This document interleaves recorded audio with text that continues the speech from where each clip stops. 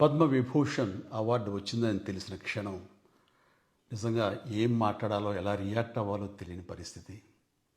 మన దేశంలో రెండవ అత్యున్నత పౌర పురస్కారం పద్మవిభూషణ్ లభించినందుకు నాకు నిజంగా చాలా సంతోషంగా ఉంది.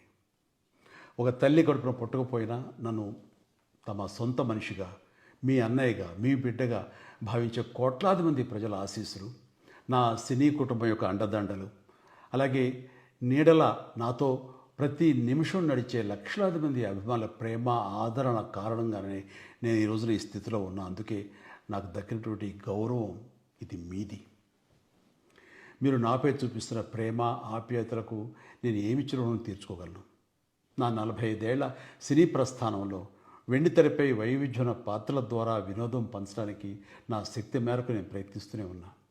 నిజ జీవితంలో కూడా నా చుట్టూ ఉన్న ఈ సమాజంలో అవసరమైనప్పుడు నాకు చేతనైన సాయం చేస్తూనే ఉన్నా.